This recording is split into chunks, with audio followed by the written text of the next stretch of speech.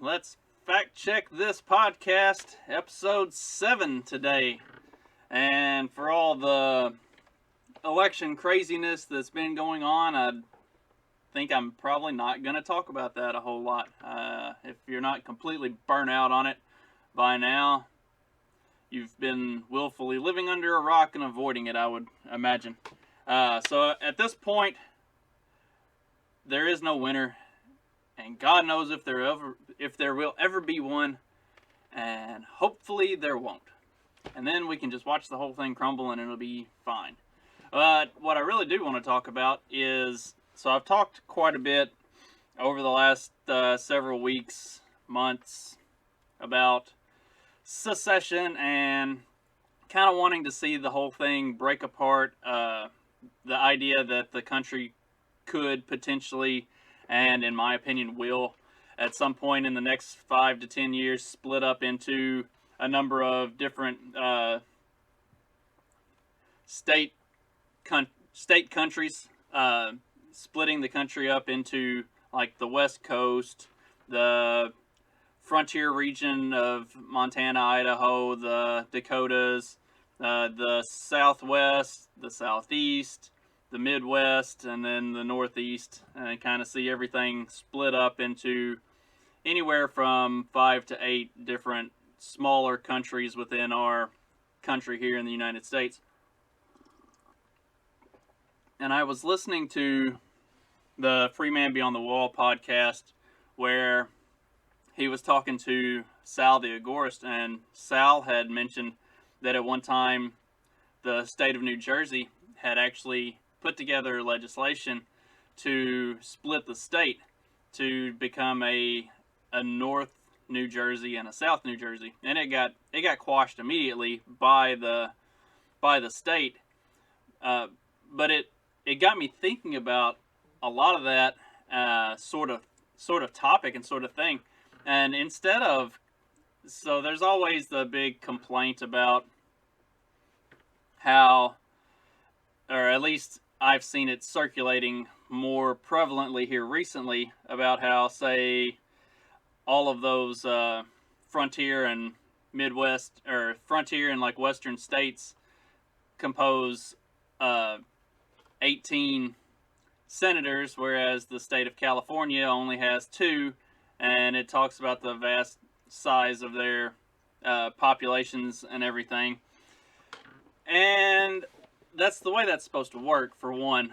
Like, if it wasn't for the Senate and the equal representation of the states, then there would not have been a United States to begin with. But another thing is, it really should be split up more so than what it currently is.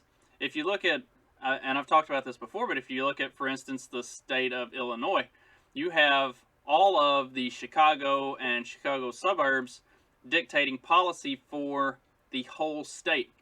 And as soon as you leave Chicago on the map and you move south, the rest of the state is very, very different. And for the most part, it is a very red state. But because of Chicago alone, it creates an sort of an unfair playing field just based on the size of the population of Chicago. So what I think ought to happen is there are a handful of states that should be split in half. Chicago would effectively become its own state. You'd have Northern Illinois and then the rest of Illinois. For the coast, the West Coast specifically, Oregon and Washington should be split in half. You should have the coastal Oregon, coastal Washington, where Portland, Seattle, like the big cities, and then on the eastern half of the state, those states should be split in half, where the eastern, more frontier parts of the state could be their own states. Then for California, you would split California north and south. And like there are New Jersey, New York could be done the same way. You've got all the big cities in the southern half of the state, and then the rest is mostly rural and going into the northern half of the state. The same with New Jersey. Like the northern part of New Jersey is more the city, New York suburb type, whereas most of the southern part of New Jersey is very much that Garden State farmland and that kind of stuff. So those are just several prime examples of states that could be split, and then you would give more equal, fair representation for this for the people of those states, where that they're not being overrun by, well, because what you have right now on the state level, especially where like the Senate is concerned, is it is a true democracy. And the reason democracy fails is because it is the will of the 51 over that of the 49. And the more and more you look at these elections and the way this stuff is getting broken down, that's the way it is really going in this country. It is becoming the 51 screaming louder than the 49. And that it's in a representative republic like what we're supposed to have, that idea of democracy does not work on a long-term, large scale. And so for us as a country to return to true representative republic type of governing, we really need to split some of these big states up and get the population or the control of what's going on as far as legislation and everything goes. We need to get it out of the hands of those big cities and create more of a representation on the federal level. Now, on the state level, you're supposed to have state legislatures that reflect that more closely. But the problem that we have in some of the, especially like California and Illinois are prime examples. Like, for as much as the state legislatures may, to an extent, reflect how the population tends to lean, because those states are so heavily leftist, so extremely liberal at the very top end of everything, it makes it almost impossible for those state legislatures to be effective or efficient in dictating anything. Because ultimately what they're going to do is you're going to see, like in Michigan or Illinois, even here in Indiana, Kentucky, you get the executive orders of these governors to do whatever they think is right and completely ignore the will of the people. So we have to have a means of wresting the power out of the hands of those who don't represent a true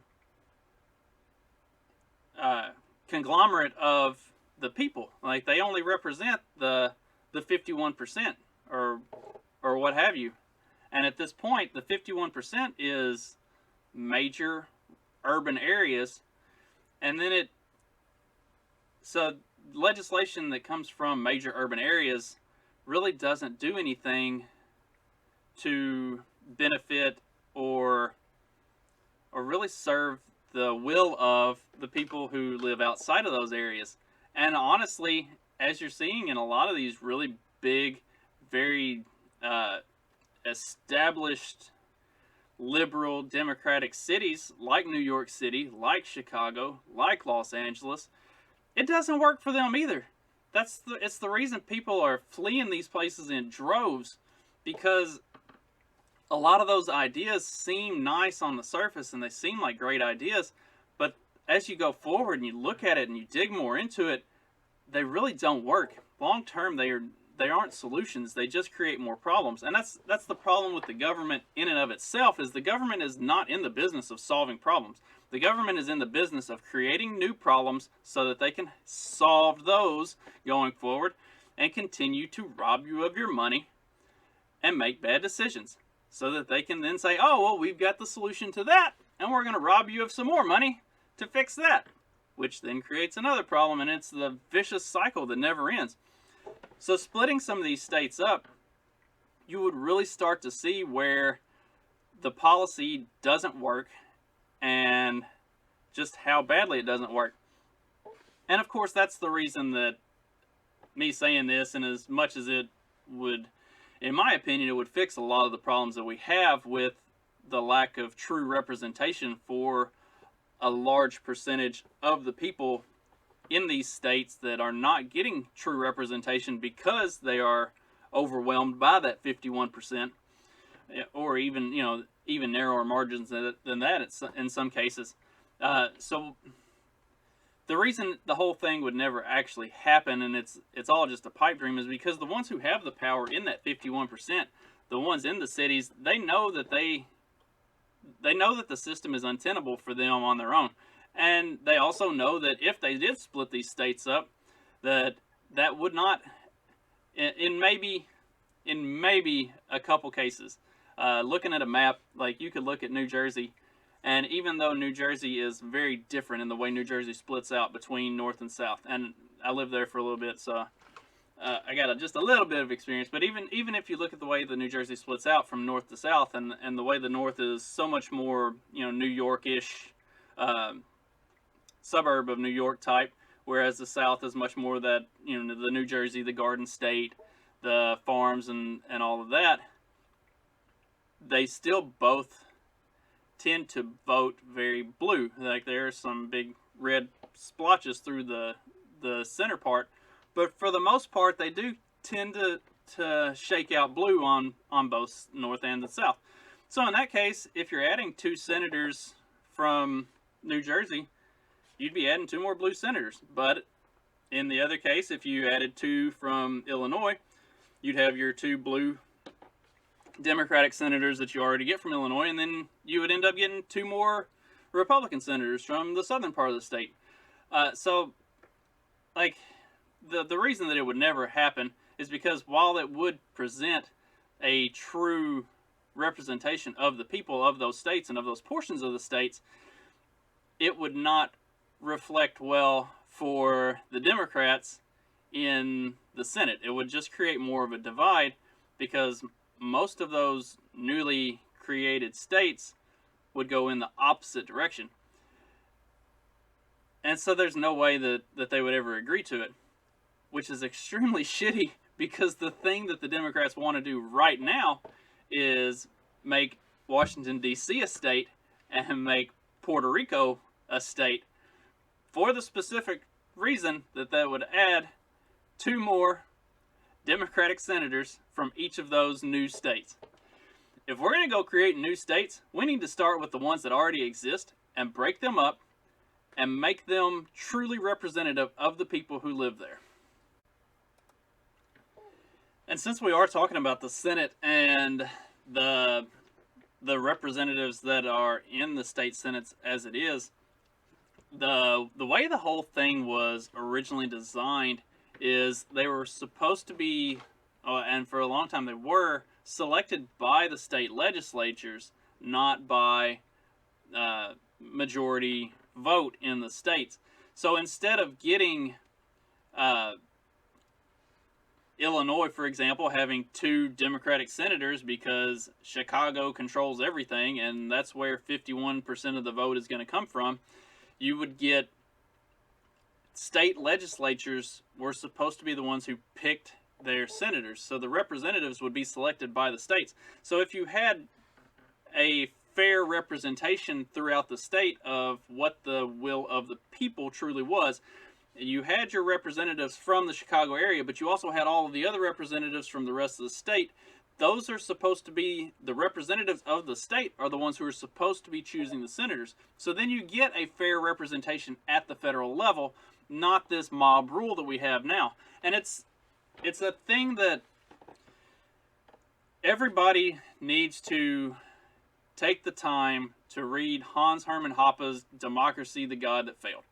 Because democracy really is, for all of its benefits and the things that it gives the people a say and a decision, and you have the rights and the will of the people, and it's supposed to be truly representative, it effectively boils down to mob rule. And in this case, the 51% in every case, always with democracy, what it comes down to is the 51% gets to dictate to the 49%. Like it's very, very rare and very few and far between that you have a majority that makes up a true like super majority that would be necessary. I get it. Some states on just a state level, like Indiana, for instance, at the state legislature is pretty much all Republican. So there is a super majority, more or less, in that. But on average, the way it ends up breaking down, especially as if you know anything about statistics and the way that sort of thing works, like the further you extrapolate it out and the further out you go and the larger of a sample size you start to take, the smaller those majorities become and the more everything kind of comes to the middle and starts to meet. And then it's really whoever has 50.1 versus the 49.9. Like it really can boil down to just that little of a difference. And that's where democracy always will fail, is because and even if you do have a supermajority, even if it's 80% think this and 20% think that, how's that working out for minorities in this country right now? How's that worked out historically for minorities in this country? What are black people? Make up 12 to 18% of the total population of the United States? How's that shit working out? You know? Being mob rule and the majority having the say does not work out well for those in the minority. And without some true form of legitimate representation for everybody across the board, it's not going to work. And to be completely honest, government is not built to represent people fully and truly in every way like that. Like, it's just, that's not the way government works. It doesn't matter what government you want to look at. There is not a single fucking one anywhere in the world that truly represents everybody at any given time, or any time at all. That's ultimately, every government ends up boiling down to some level of mob rule, and more often than not, it ends up boiling down to those who have control and those who have power become the ones who maintain the control and maintain the power, and they do what's in their best interest and fuck every single one of you. So it really does become, it ultimately becomes a super minority that controls everybody else. And if everybody else would just wake up and remove your heads from your asses and see that I am not your enemy as a libertarian. The Republican over there is not your enemy. The Democrat over there is not your enemy. The government and those who are in charge and those who are dictating what all of us get to do, they are the enemy. If people would just wake up and realize that the true form of majority rule would be we take the power back from the super minority that is currently grinding us under their boot. I was going to talk about some other stuff with elections and voting and all of that, and I ended up getting off on that tangent, and so I may not. I'll talk about it just briefly, and if anybody has any questions, let me know. I'll talk about it more probably on tomorrow's episode. But there were a lot of rules and stipulations for who was allowed to vote, and I really do want to talk about that and touch on that more, because I do sincerely think that a lot of the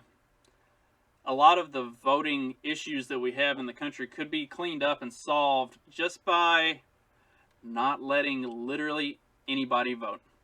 And that's going to sound super discriminatory, and that's fine with me. It's probably going to be. So, a preview of what's to come tomorrow. In the meantime, I hope you have a good Tuesday, and I will see you all tomorrow.